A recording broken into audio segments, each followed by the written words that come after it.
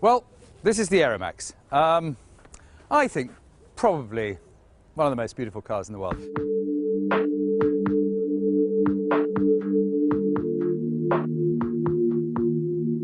The Aeromax was a fantastic project for Morgan. I think it was probably the first time the company got seriously involved with the modern world of car styling. Personally too, it was interesting because it took Morgan into a completely different price bracket. Is Morgan credible at over £100,000? I call it the workhorse of the specialist luxury sports car world. So, you know, it's the one that gets you home. It's the Welsh pit pony, if you like, of the sports car world. So, can we do a luxury version of it? Morgan only built 100 Aeromaxes. Now, the reason for that was because we were charging perhaps double the price that the nearest Morgan was at that time. We wanted to make sure that those people who had actually invested in the company, you know, kept the value of their money. Of course, when all the deposits came in more or less than a month, we thought, why didn't we say 200?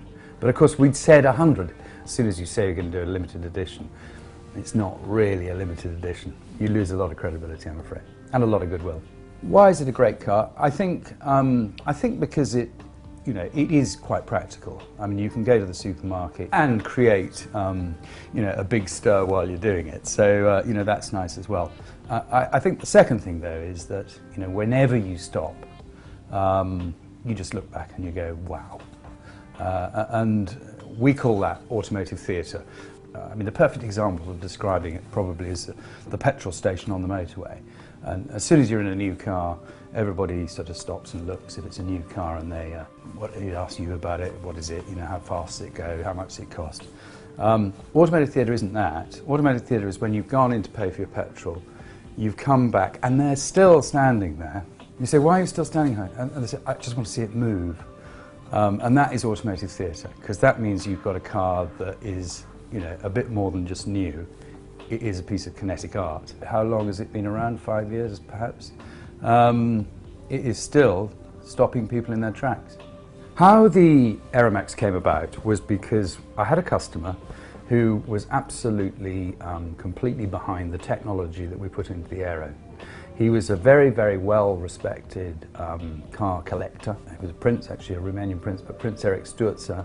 And so he bought one of the first Aeros, and then he bought another one. And then he said to me, look, I want a special car, Charles. I want a one-off. And just at the same time, Matthew Humphreys from Coventry University sent me some sketches that he'd done. To be honest, quite a lot of students send me sketches. they know that it's pretty easy to put Mr. Morgan cars, here are my sketches. But the fact is that Matthew's really stood out. They really were amazing. So I called him down to the factory. I said, look, I've got this customer. He wants a special Morgan.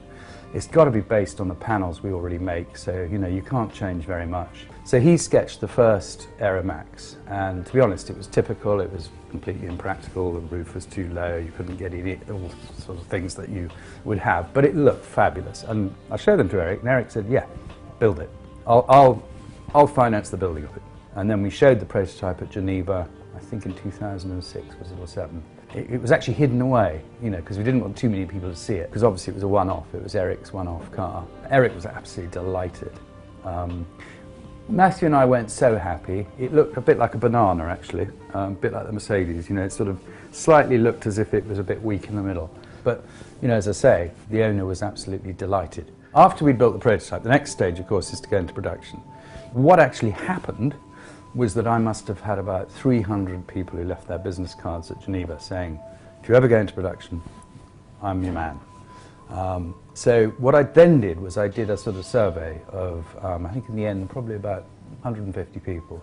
And I had some very amusing people. One of the questions was, what cars do you own currently?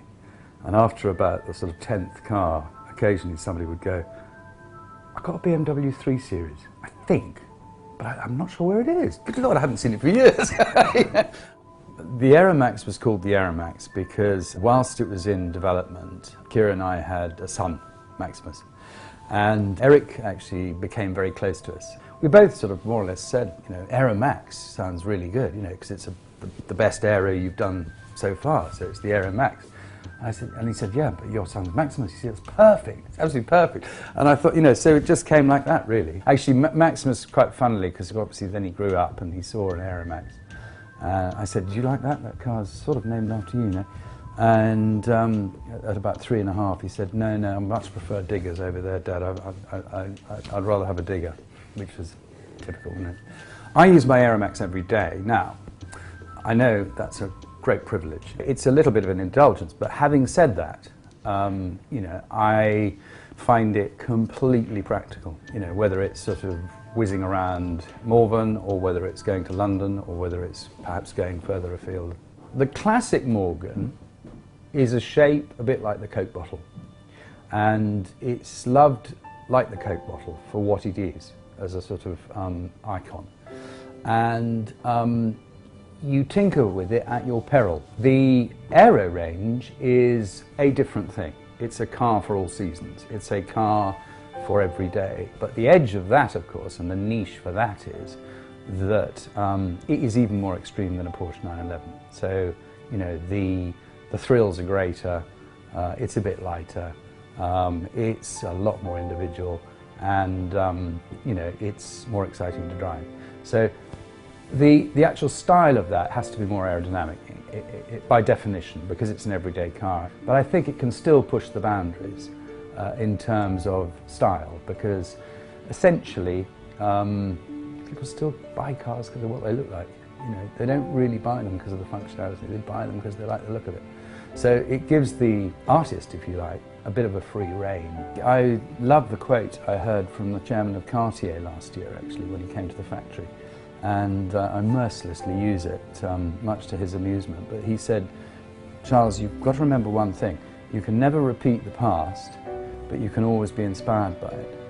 And to be honest, that's a very true idea behind every Morgan. The thing is that what's quite interesting is cars of this period in the 1930s and 1940s, when you see them, that have this style, are enormous. You know, the Delahaye's, the Mercedes, the Duesenbergs, they are vast. And this is a very small car. The footprint of this car is not a lot bigger than a Mini. And yet, of course, it looks like a completely elegant thing. And of course, it's balanced, because the engine's way back from the front axle line, so it's what they call a front mid-engine car. And you sit on the back wheels, so you feel you really can drive it by the seat of your pants. I mean, I've done 170 in it at Aeromax, not obviously on the road, so it's pretty much quick enough. The aerodynamics could be better, and that's basically why we've gone from the Aeromax to the Aero Coupe.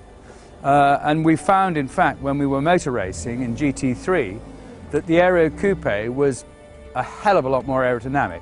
So we were getting about 30–40 kph more on the long straights than we were with the old Aero style cars. So we've gone to the Aero Coupe primarily to get more maximum speed. On a country road, if you're in a supercar, it's absolutely impossible to do anything. Whereas this car, you can. People like this car. You know, it doesn't create envy. It's funny, because actually a lot of expensive cars, you know, a lot of people don't really like people driving them. But I had a bloke on a scooter whiz up beside me, you know, I go like this on the windscreen. And it was one of those things where you go, no, no, no, no, no, no, no, no. Anyway, eventually I wound the window down. He said, I just got to tell you, I've seen this car in pictures, but now I've seen it in the flesh. I can't tell you how happy I am now. I've seen it, you know, and I thought that was so sweet, actually. You know?